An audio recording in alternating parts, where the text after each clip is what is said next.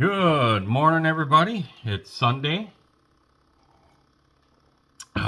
We got something very, very personal to me, and I think it's time. So, before we get into anything fun and get into that intro, I just want to relay a good prayer and speedy recovery wishes to my buddy Dennis and his family. Unfortunately, the other day, his wife looked like she had a really bad accident, and she is going to need all the prayers she can get right now. Yeah, I can't imagine what's going on there. She looks extremely in pain. So I'm not going to go into too much detail because it is their personal family stuff. But if any of you know, which I know there's a lot of model people on here that are aware of it. Not all of them, I don't think, have channels, but they definitely watch all of our channels. So if you know Dennis, he's also a one-to-one drag racer and a model builder. Great gentleman, and I'm honored to call him a friend. Let's give him a little prayers on this beautiful Sunday, and let's get into that intro, and we can get into something that's a little more fun. So, be right back.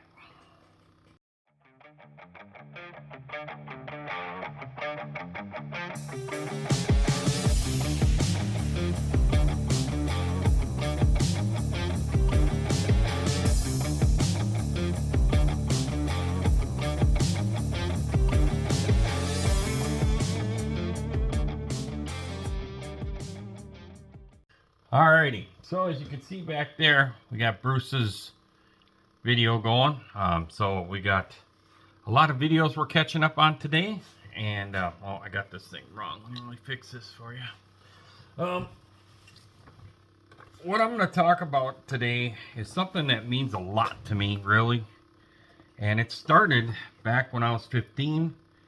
And this magazine here was an awesome magazine. You can see how worn this thing is. I wore this book out. Glad I still have it. This was the contest annual. So this was before like the Fine Scale Adler Auto Model magazine that we've got now that does their contest cars. But this one here is from Appleton of '89. And this car was built by Steve Circa. And I probably have shown this before very lightly. But I'm going to show you. Look at this Challenger, right? That thing was a beauty. I've never got to see that in real life. Don't know if this gentleman's still alive. If the model still exists. But wow, this thing was an inspiration to me. So people always ask me, Jason, where do you get your inspiration, whether it's building a one-on-one or your model stuff? This is where it started for me, was all the magazines. You know, I was very privileged to the car show scene with my dad and all the club. As a kid, all us kids grew up around that. But then these magazines, Hot Rod magazine, Carcraft magazine, and then when model magazines started to come out as a kid, I was buying these things. This is where the inspiration comes. So like when I seen this, I right away wanted to start building one. I'm looking back at this now, and I mean, there are so many beautiful builds in this thing. It's just amazing how much of this stuff you see, and a lot of it is scratch built. I mean, the only thing that I would say is kind of disappointing with this magazine is that some of it's black and white and some of it is in color. But that's what they did. I don't know what, how, where they chose that. But I don't know if any of you guys know Steven Circa that built that thing. But wow, if he's still alive, I would love to talk to him, tell him that was an awesome job. And man, it'd be cool if that model still exists and we got him to bring it to a model show sometime to where I could see it. That would be something that I would pay to go drive to see. Then you got my other favorite, that Blazing Bison tractor. I love that kit.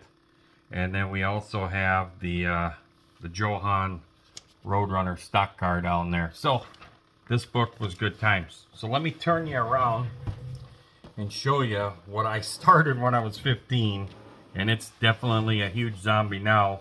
And it started off as this kit here. Monogram was the thing to buy at the time. Kmart. And I had built this thing stock, so it looked, well, it was this version here where it was the dark burgundy. And I used the tester's paint. Let's flip this guy around. And this is what I started when I was 15. It's some scratch build and stuff. Basically, it is the wheel tubs out of the Mean and Nasty Camaro. Because the Mean and Nasty Camaro was probably the widest one for wheel tubs. The cage is out of the Mean and Nasty Camaro. The wheels are out of the Bob Glidden Thunderbird. I cut the nose off this thing. As you can tell here, when you cut a body panel, everything is just wide open right on a model car. You don't have inner structure.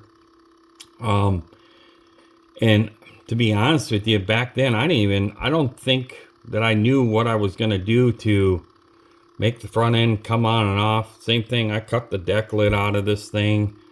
I was going to try to replicate Steve's build with this thing.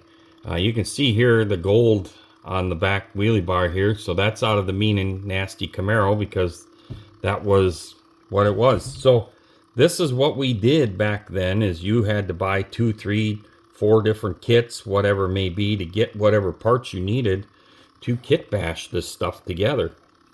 The bottom chassis stuff there is just some of the gray styrene tubing that I just cut into squares, and then that tunnel is out of the Mean Nasty Camaro.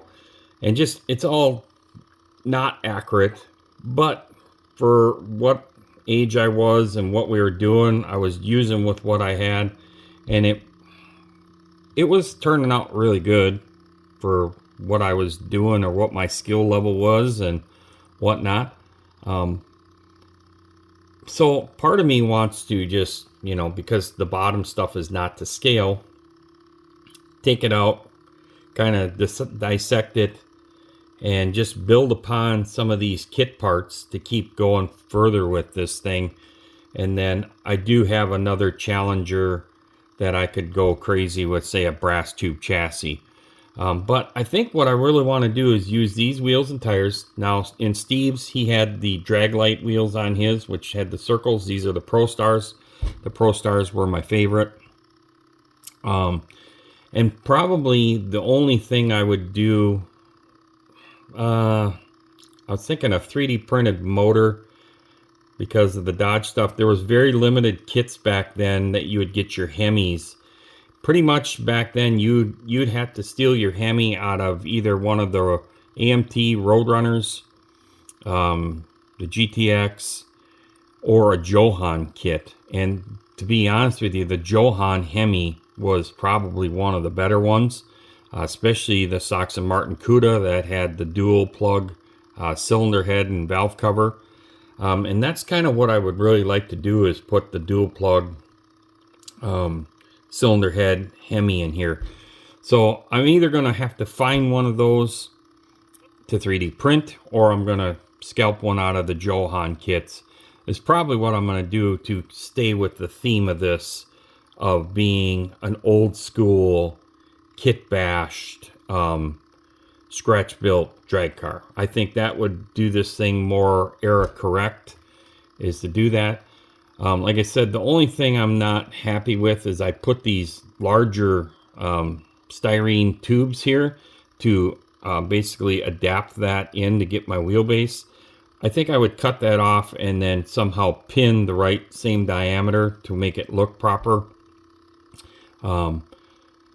Other than that, I think it's just, let's go forward. Let's just kind of take out some of the stuff that was kind of lack of skill per se, and I think we can make a really nice zombie build out of this thing. And I'm torn on what color to paint it, but I think This has got like a dark maroon metallic, and the one that Steve did was like a racing red, similar to my dart build. I have another paint line coming that we'll discuss another time here, but I might do more of an in-between, more of like a candy apple red version versus not just going with like a flat racing red and not something this dark. But we'll see. I have some really good things coming down the pipeline here, and this is going to be a lot of fun. So I think we'll keep this video short for today. Let's stop this, and from here, let's I'll do an update video. We'll try and get that posted maybe tomorrow or something like that. There is a What Did You Buy Wednesday, so expect to see Wednesday's video. Of course, we've got another video coming out Friday that you're definitely going to want to tune into. And the main thing here is to have fun. So I appreciate everybody that's been participating, watching my top 5 videos. Thank you very much. I love all the comments that people are putting in there, what their favorite kits are. Some of them have went to the extremes of putting in their own top 5 list in the comments. To me, I felt that this was something very cool to do, to involve all you folks that may not want to have a channel and don't have a channel, where you can kind of throw it out there what your top 5s are, what your favorite brand kit was of that brand that we were discussing that day. The whole thing for me is just a huge win, and then to see some of the other channels starting to put their top 5s out there too, it's just really cool because it gives you a little bit of a taste of the things that we each like to do, or things that really excite us, because we all have different tastes. So let's just keep that going. That's one thing that's cool about many of these hobbies, is the respect, the camaraderie, the people. That's why I'm into this. It's not for the sponsorships. It's not for any of that stuff. It's great to do product reviews, but first and foremost, it's about the people. That's the bottom line. So with that, I'm going to let you have the rest of your Sunday back. Remember, if you like this stuff, I appreciate you giving me a sub. Give me that thumbs up. Most importantly, leave me a comment. I appreciate every one of them. Thank you very much. And make sure you check out the people that are in the description below. Great people. If you got gallery days going on right now, I'm going to give them a little shameless plug. You can use my code if you're on the site, meaning gallery site. My code will work for that. The code that I received for Amazon did not work. So if you're on Amazon, because Amazon's got some great deals on the gallery store, I recommend you go over to Bruce's Eclectic-World and check out his code, because I used his code and it worked really good. So see you on the next one. Peace out, everybody.